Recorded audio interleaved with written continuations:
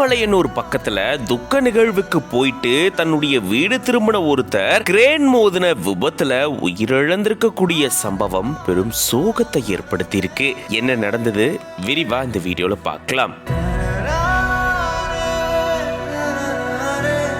விழுப்புரம் மாவட்டம் மேல்மலையனூர் அடுத்திருக்கக்கூடிய மேல சேவளம்பட்டி மதுரா விநாயகபுரம் பகுதியை சேர்ந்தவங்க ராஜி மற்றும் மணி. இவங்க செல்லப்பிராட்டில் இருக்கக்கூடிய தன்னுடைய உறவினர் வீட்டுல துக்க நிகழ்வு ஏற்பட்டதை தொடர்ந்து அதுக்காக போயிருந்திருக்காங்க. இருசக்கர வாகனத்துல போயிட்டு மறுபடியும் தங்களுடைய வீடு நோக்கி இவங்க 2 பேரும் திரும்பிட்டு இருக்கும் போதுதான் வளத்தி பக்கத்துல இருக்கக்கூடிய வேட்டைக்காரன்பட்டி கூட்டுரோடு பகுதியில இவங்களுடைய இருசக்கர வாகனம் வந்துட்டு இருக்கும் போது பின்னாடி வந்த கிரேன் மோதின விபத்து ராஜி அப்படின்றவர் சம்பவ இடத்திலேயே உயிரிழந்துட்டாங்க. இதை தொடர்ந்து அவங்களுடைய உடல் மீட்கப்பட்டு பிரேத பரிசோதனைக்காக மருத்துவமனைக்கு அனுப்பி வைக்கப்பட்டிருந்திருக்கு.